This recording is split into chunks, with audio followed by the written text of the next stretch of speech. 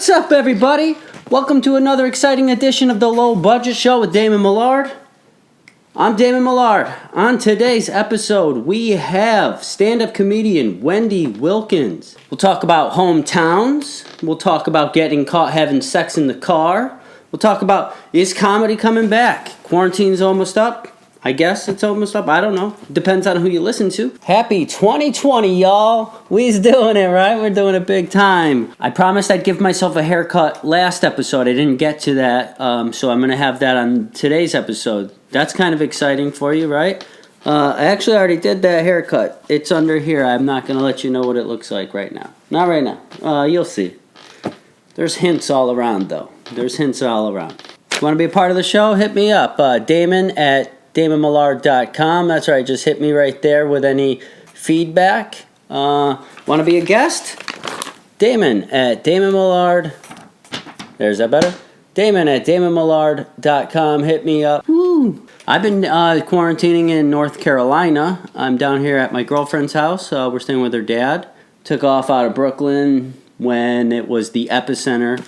And it was, it was scary for a little bit. There's this lady I run into every time I walk my dog. It must have been like March something, right? She comes up to me with her dog and she's like, I'm really scared of this corona thing, right? And I'm like, it's no big deal, right? Look at me now, you know what I mean? 3 months later, look at me. I'm hiding out in North Carolina. It's been good. I guess it's been okay. I haven't done a lot, though. I gotta be honest, I have not done much.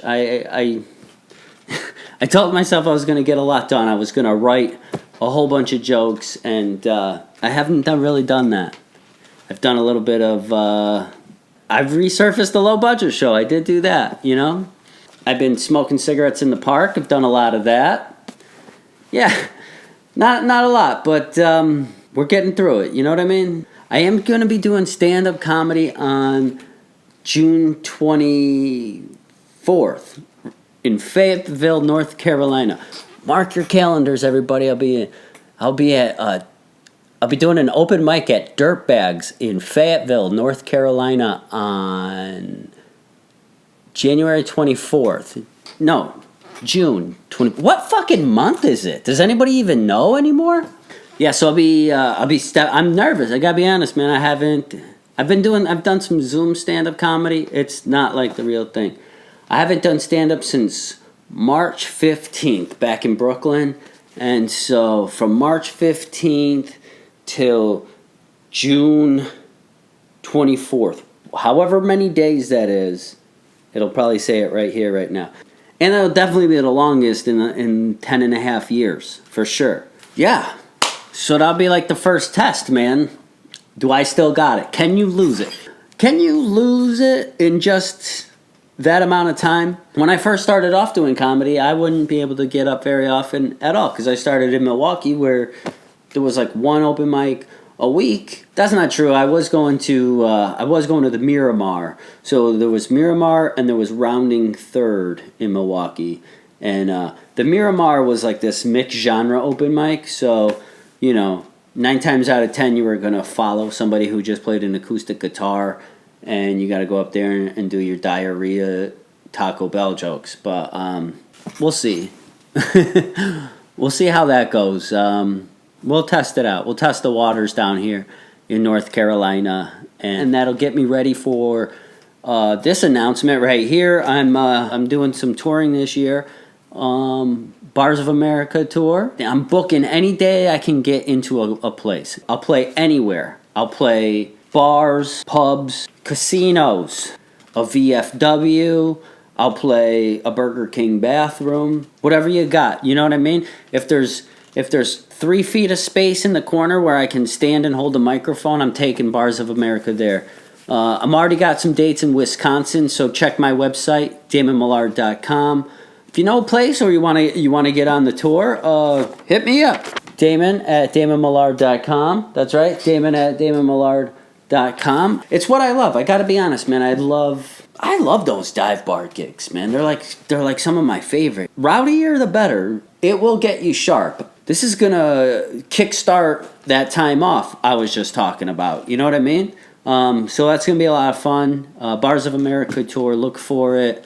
Right now, it's first week of August in Wisconsin for sure. All right, maybe I should have done this ahead of time. I gotta give a couple shout-outs here. All right, I belong to a group on Facebook called No Rules Podcast Group. Post anything you want. That's the whole title. I said if you subscribe to the Low Budget Show, that I would mention you on the show. So here we go. Check out Pod Jerky, podjerky.podbean.com. Also, check out Boys and Ghouls Film Review Podcast. That's right, Boys and Ghouls Film Review Podcast. Check them out. That's probably written right here. Unless it's not. And then go fuck yourselves. Also, check out Dead Men Talk. Dead Men Talk, a podcast on Anchor. That's right. So that's it for the podcast plugs this week. Check back next week, see who else has subscribed and got themselves a little plug on the Low Budget Show. Or don't. I don't really give a fuck, to be honest with you. And I want to be honest with some other fucking people, okay? This is where we're going to get real. Dame's taking off his gloves. That's right. Who the hell is hitting thumbs down on all my shit? You go fuck yourself. Got him! I want to know who is the type of person who thinks that their opinion matters worth shit. Who the fuck are you? You dog shit piece of human scum. No one cares whether or not you like this video or not. You think I'm doing this for you? You guys have awful taste. All of you. Everybody in the world has, like, their own thing. There's, like, a specific kind of person that likes my shit. My diehards. You know what I mean? I have a certain group of people, friends and fans, that, like all of my shit because we're like this. Do you know what I mean? Those are the only people I care about. If you threw a thumbs down here, I don't give a fuck. Do you know what goes on in my mind? No, you're not supposed to be in here. I have one goal at this, and that is to like find my people, my exact crew of people who get it. You know what I mean? So if you're going around hitting thumbs down on shit, you're just wasting your time. You guys are like, what are you guys, born hating shit?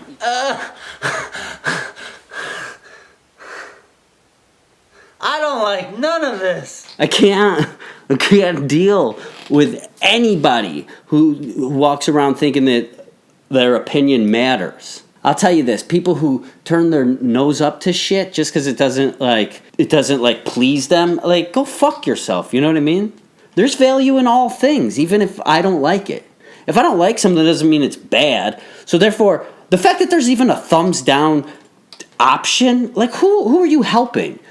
Also, good. Yeah, actually, this is actually beneficial now that I think about it. Because it's like, if you're strolling through something and you look at, like, oh, this one has too many thumbs down for me to watch, go fuck yourself too, you fucking stuck-up cunt. This has been a rant. This rant has been brought to you by non-menthol Newports. Anyway, I get hate mail too. Check this one out. Look at this one. What is this guy talking about? He called me a right-wing. Well, I don't have it in front of me, but you're probably looking at it right now. Right-wing. Did you maybe misunderstand a joke? You know what it is? You know what really bugs me? It's like parasites, you know what I mean? Creative people attract these parasites that just like want to consume other people's creativity, and then be like, I didn't like it. It's no big deal. Go to my website, DamonMillard.com. Check out the Bars of America tour dates. I'll add 2 of them on there. Probably by the time this comes out, there will be at least 2 dates on there. There's a Midwest kickoff in August, and then the big tour actually starts in November. Sign up on bandsintown.com because I'm gonna hit a shit ton of November dates. And if I'm in your town, I'd love to meet you guys. I do have some diehard fans I really love. And even at this level, man, I got some people who really follow all of my shit. They send me messages. Get on board now while I'm nobody. You know what I mean? It's like a lottery ticket. Yeah, there's probably a 0% chance that I'm going to ever have any kind of fame or success in this. I get that. I'm not doing it for that. But if I ever do get there after shows, We'll go to Denny's. I'm never going to forget these guys. Grand Slam breakfasts. I love it. I love after shows when I get to meet people and talk to them, and then we become buddies. So many people. Who's this? That better be fucking Avi, man. Anyway, I like to thank the people who watch this and really enjoy what I do. I have a very niche following. You know what I mean? This is for a very select few. And when I meet one of those people, I fucking, you know it right away. Anyway, this has been a very angry episode of the Low Budget Show. Make sure to send me some hate mail at Damon at DamonMillard.com. That's right, Damon at DamonMillard.com. I love hate mail. Send it to me. See it on a future show. That's it. Let's go check out my haircut now that I promised would be on last episode. So we'll go check that out. Then we'll go see what's up with Wendy Wilkins. And thanks for checking out the Low Budget Show. I love you guys. All right. Hey, welcome back to the Low Budget Show. So now we're going to do the haircut that I promised would be on last episode, but I never got around to it. In quarantine, I've given myself maybe 3 haircuts so far. Each one has been worse than the last. So this one's going to be something spectacular, to say the least. Let's get it started. Let's start here on the Brandon Walsh sideburns. How's that looking so far? Guess we should go up about this high, right? You think this high is good? The only technique I really have is to get it off. Isn't it weird, like when I cut my hair like this, that like it seems like my political ideas are changing? The tricky part is I can't see the back of my hair. We're gonna try and go with this guy now. I have no idea how I used to do this. I did it before.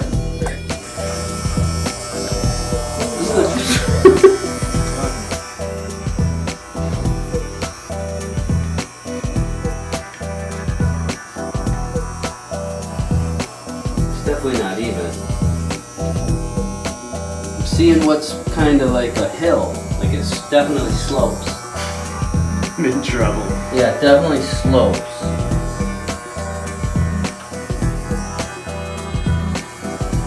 I really just took an educated guess there. Oh no. It definitely goes from here and then down, right? Oh yeah. Something like this, I guess. This isn't turning out so good. It's definitely crooked, right? This is bad, dude. I look like Friar Tuck.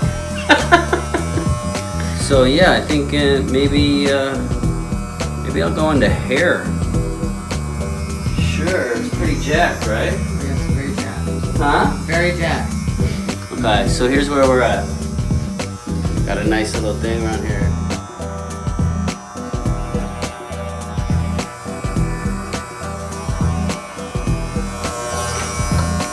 Really hard because I could come up in the back, I guess. I don't know.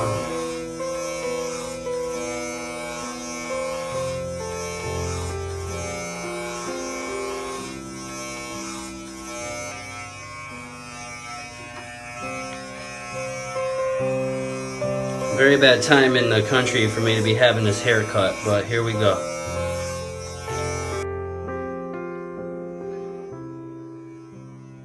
Alright, well, I fucked up. This is what we're working with now.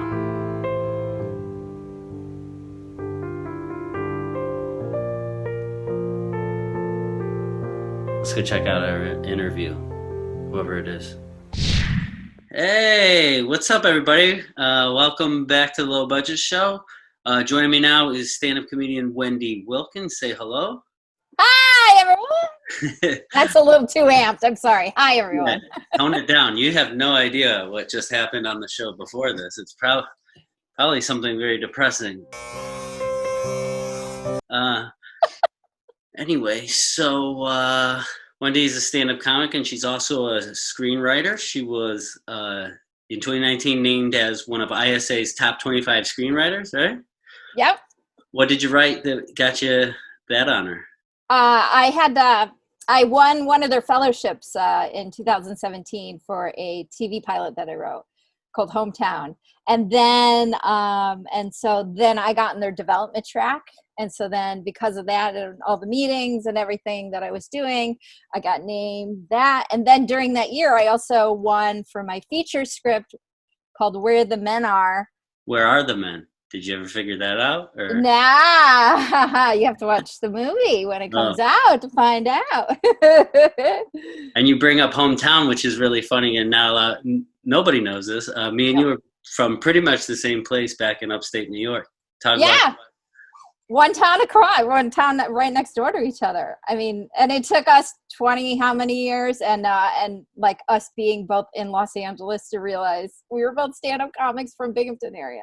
I'm from a place that's a little more seedier and grimy, right? I'm more country, if that makes sense. Like I always thought of girls from Vestal as like everybody does, highfalutin and like stuck up almost, and like I would come from very working class and farmer people. So I come from the country part of Vestal. So I was not stuck up. I was not popular. My big butt, in the 80s, having a big butt was threatening. It was more like if you had a flat butt. That was sexy to flat butts were where it was at, It was, to fit those Jordache jeans. Yeah, yeah. Not my big fucking ass. So it was not, there was secret. Like I hooked up with a lot of football players who would not admit it, but they came after me. I didn't come after them, but you knew they wanted it. They just were too ashamed, to want the big ass, whatever. I'm more country. Guy. You're a big ass guy? You like that? Yeah, I've never hid that. Even when it was unpopular. Thank you. I led the crusade. Me and Sir Mix-a-Lot really changed it. I was out there you guys don't know what you're missing, bro. You guys are doing the Lord's work. Mac and cheese. You know what I mean? You're gonna leave that skinny butt girl's house hungry. Exactly. Go back. Exactly. And I was hooked up with older girls too, so I could have them write me excuse notes for school the next day. Please excuse Damon for being late. He was up all night. You know what I mean? Banging me. Here's the thing about country girls. We're smarter because, we fucking have to fight for everything. So we don't get ourselves in trouble that much. As far as boys go, we know what the fucking up and up is. Because we've come from teenage moms, and we come from people who hooked up 4 times and then got conceived in a trailer. That's me, on some back road, we know. And so the suck up girls, it's so funny. They're always so pious. And then those are all the ones who got knocked up our senior year, So, but not me. I was smart, except for one time I got caught by the cops hooking up in my dad's truck. And okay. Road? No, this is what happened. So that hill between Johnson City, there's the freeway, but it's up on the hill section going to Binghamton. It's a put a shot of Google Maps in here and show everybody where. I know. You go past the mall, and then you're heading towards Binghamton on the freeway, and then there's a cemetery up there. Oh yeah, that's where WBNG is. Where I used to work there. So there's the power lines are up there and everything. Yeah. There's roads to get up there and stuff. So they're all barren, and we're on top of a hill. So I go park up there, and I hook up with this guy who actually I was home from LA, and I'd gone to BCC to do a talk about moving out to LA and working in the industry. Oh, this was not even that long ago then, right? No, it was still 20 years ago. But one of the students there, who had seen me talk, he'd watch me the whole time like this. So I was like, But we ended up hitting it off, and we ended up in my truck, on top of this hill. And I'm like, oh, no one's gonna find us up here. Yeah. We do our thing, and then we're sitting in the cab just talking. Next thing I know, lights. whoosh, and we're both naked. And I'm like, fuck! So we both put on our clothes. But I get out of the cab and I walk up to the cops who are walking up to me and I go, hi, officer, how are you doing? We're just leaving. And he goes, is anything going on other than what I think is going on? I go, absolutely not, sir. And he goes, okay, great. Have a good night. Have a good night. Just get out of here. And I'm like, thank you, sir. They went and they left. So yeah, I've been caught by the cops. So I've been caught too. Yeah. Oh yeah. Where were you? I can't remember. I was drunk. I was in the United States though. I know that because I don't have a passport. But I remember that the girl I was with had some like insanely large, like this big boobs, and I'm pretty sure the cops were like, I just want to make sure, I just want to make sure everything's okay in there. I'm like, yeah, they're both all right. Oh shit. Yeah. Oh yeah, that's the thing about like cops in our area. That's like mostly if they see a car on a road, like 9 times out of 10 it's just people fucking. It's not really people doing like anything else. Or nowadays doing like meth. Yeah, I know. Yeah. Oh shit. I shouldn't admit this, but yeah, why not? Who cares? How's quarantine been treating you?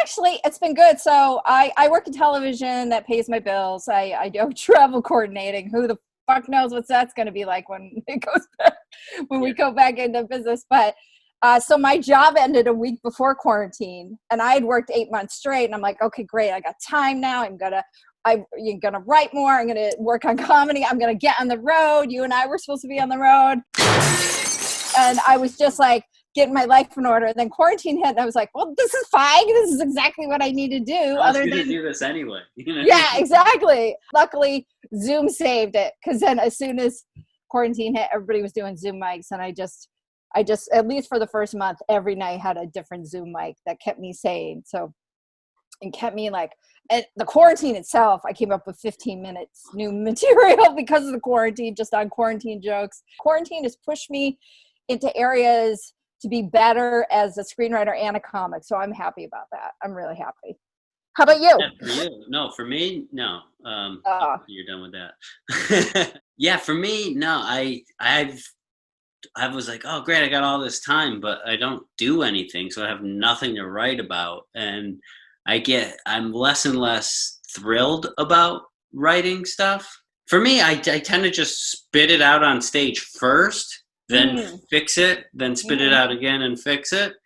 So I have all this time to sit with a notebook and just think of things, and it all comes out canned and phony, and it's not me. And so I wrote this joke about being in your 40s, and man, I did it at a Zoom show, which I hate those. The truth is, my dad didn't kill anybody. He got his life sentence on the installment plan. You know what I mean? Tonight and tomorrow are my final 2 Zoom shows. And then that's it, you're done? You're not done. I'm never doing it again. And so I'm doing these jokes that I'm like, I don't know, they're all craftsmanship, because I started with a blank page and I was like, what is funny? You know what I mean? And it's not normally how I write. And what I have been doing, though, which has always been my technique, is to pull out the broken jokes. I don't throw anything away. There's a lot of comics who give you advice like, if something doesn't work the 3rd time, just get rid of it. I'm like, no. You know what I mean? No. I'm going to get rid of my life stories because they didn't work the 3rd time I told them. Get out of here. Exactly. You know that I stopped doing stand-up for 10 years. And so when I came back to it, I went through every joke notebook. And there's a bunch that, because of the world has changed so much in 10 years, I couldn't do anymore because they were like tied to technology, kind of thing. Like, oh, yeah. I talk about an answering machine. It's just like, it doesn't work anymore. So those jokes your answering machine bit isn't killing? Right?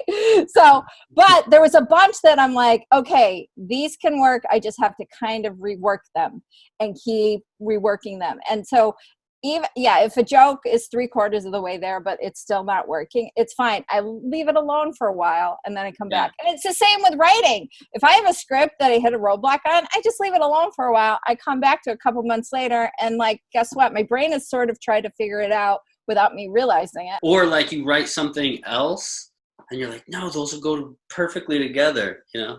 I had a joke that I wrote 25 years ago, and then I wrote another joke similar to it like 2 years ago, and they matched up perfectly. So now that's a joke. That's a full joke that the first part was 25 years old and the second part is 2 years old, and no one knows. No one fucking knows. And they do it all the time, and it kills.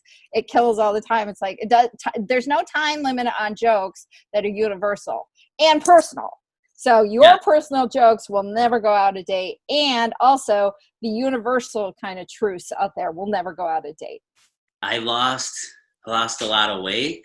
Right? Yeah, I know. You look great. You look fantastic, sir.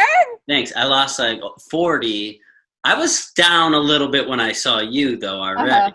But overall I'm down 40. So I lost 40 pounds and at least 12 minutes of jokes though. You know? I really did. I can't even tell them anymore. They just don't make any sense. And I almost am like, is it worth it? You know? The jokes that I tell are pretty much about my weight are pretty much all focused on my ass, and that's never going to go away. So no matter how skinny I am, I'm still going to have a big fucking round ass because that's genetics. Like, tell me about your wall. Is that also part of your rigid organization? Yes.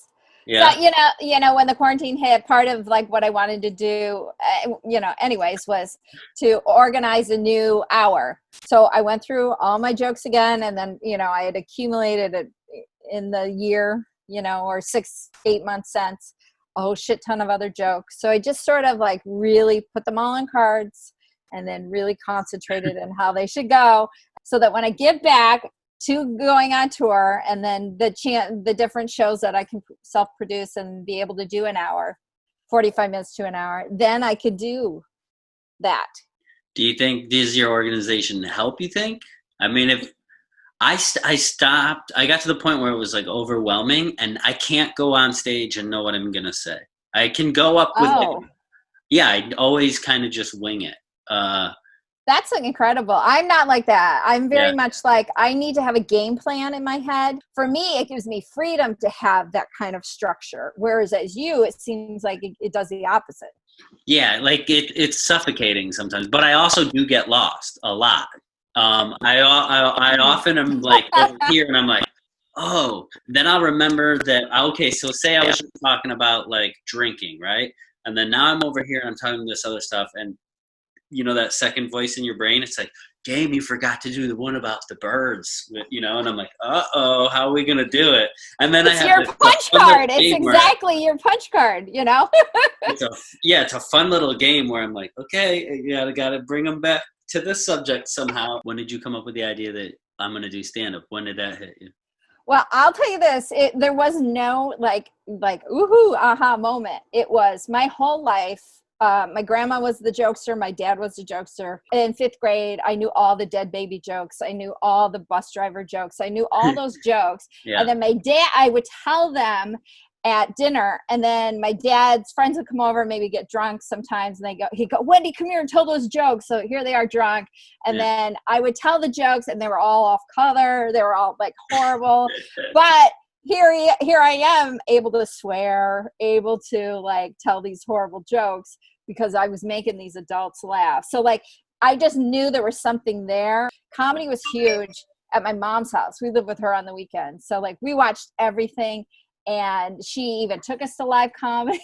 I remember once I gave up this marching band color guard thing so I could go see live at the arena Bill Cosby. Oh, nice. So like at 16, here I am giving up something super important in my life for comedy. Like I think it was always in like the back of my mind. Professional color guard right now if you didn't go see. You can't make money on being a fucking rifle twirler. It does not translate. No, there's no money in that. You'd be in the color guard Hall of Fame right now. What'd you do in high school? In high school, I actually wrestled. You did? You got a wrestler's body. Yeah. Yeah, well, I didn't back then because I lost all the time. When was your moment where you knew? Mine was just a slow thing. It was just a slow kind of. Mine was sort of slow too, but I mean, the reason I got started actually doing it is because I don't know. I always thought comics were so cool, and I lied to this girl that I was trying to impress. Yeah, I told her that I told her that I do stand-up comedy, and it was a total lie. Oh man! Did you get her? Did you do it and then sleep with her? No, I didn't sleep with her. I made out with her, but she was kind of my cousin's girlfriend. So no, but I did tell her that I did it only a few weeks before I actually really did do it. But the lie just came out of nowhere. I was just spitting anything to impress her, and then the lie influenced my future actions that got me to do my first open mic. Yeah. Well, I will say that in seeing Bill Hicks for the first time, that was in high school and maybe even junior high because he started so young. That was sort of every time I saw him, it kept becoming a bit of the part of the epiphany.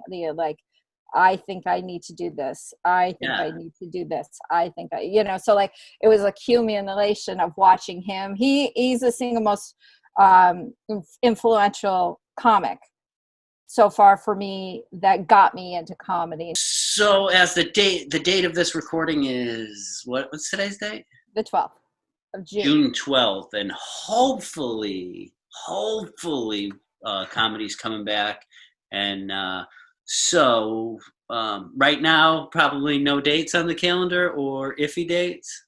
There's a few mics that are starting to squeak out live performances. It's going to be like the bread lines in communist Russia, right?